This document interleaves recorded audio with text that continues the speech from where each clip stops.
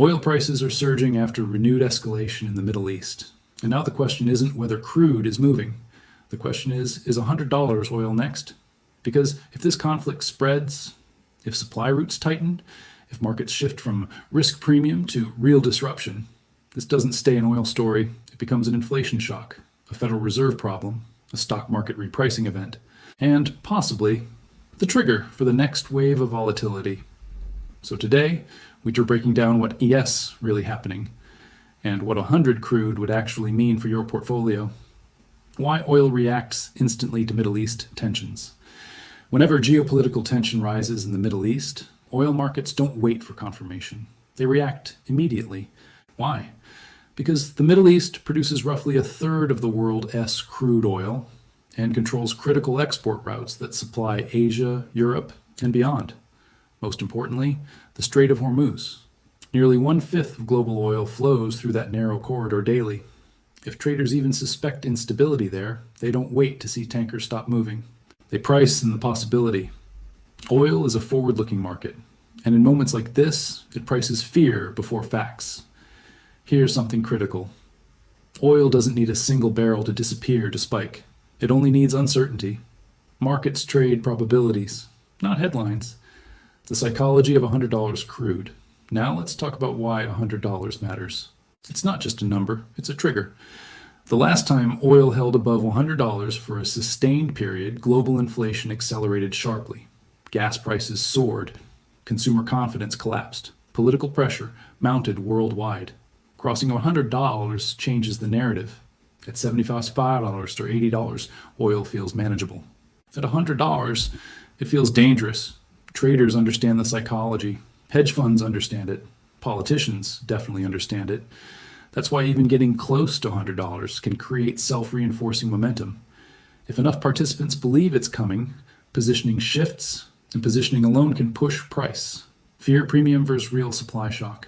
Right now, markets are primarily pricing in what's called a fear premium. That means traders are adding extra dollars per barrel because of geopolitical risk, not because production has stopped. This distinction is crucial.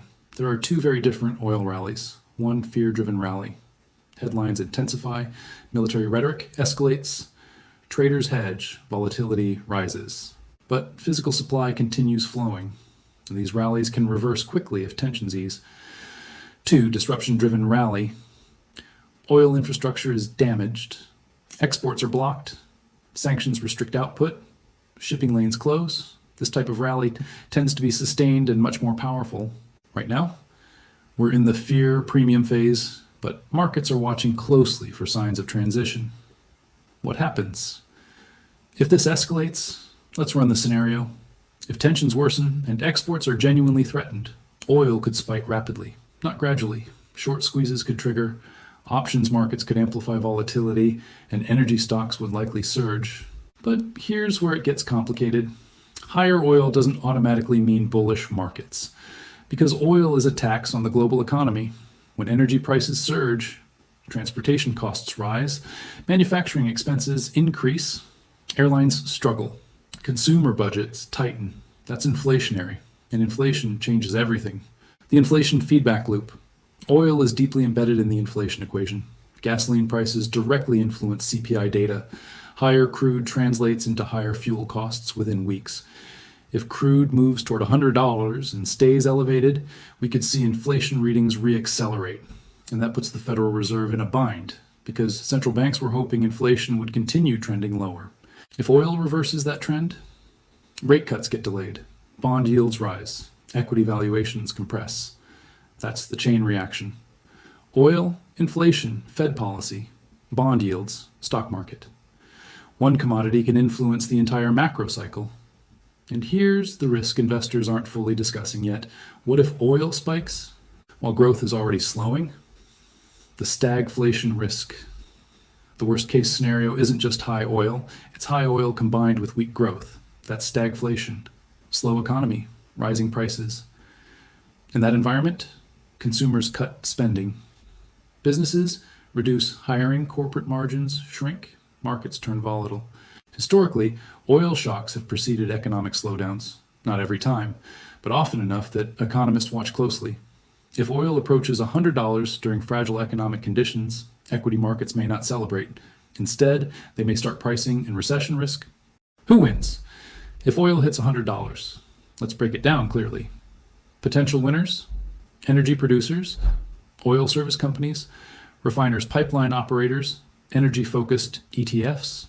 These companies benefit from higher realized prices and stronger cash flows. Dividend yields in the energy sector may become more attractive. Potential losers: airlines, cruise operators, transportation stocks, consumer discretionary companies, high-growth tech stocks if yields rise. High oil increases input costs across sectors. Eventually, it squeezes profits. And if bond yields rise alongside oil, valuation-sensitive sectors feel the pressure, the bond market reaction. This is critical. Watch the 10-year Treasury yield. If oil spikes and yields also spike, markets believe inflation risk is real. If oil rises but yields stay calm, markets see it as temporary. Bond markets often validate whether commodity spikes are structural or emotional. If yields break higher aggressively, equity volatility may follow. Quick question. If oil hits $100 tomorrow, would that make you more bullish or more cautious? Because the answer depends on why it's happening. The dollar and gold ripple effect. Oil is priced in dollars. If geopolitical tensions rise, the US dollar may strengthen as a safe haven. That can partially offset oil's rise. But if oil drives inflation fears and pushes yields higher, the dollar could strengthen further, and that creates complex cross-asset reactions. Gold may initially benefit from geopolitical risk, but if yields surge too fast, it can face short-term pressure. This is why oil shocks create multi-asset volatility. No market moves alone. OPEC Plus and supply discipline. Another major variable: OPEC Plus production strategy. If geopolitical escalation tightens supply expectations and OPEC Plus maintains output discipline, the path toward $100 becomes more realistic. But if producers increase supply to stabilize prices, that caps upside.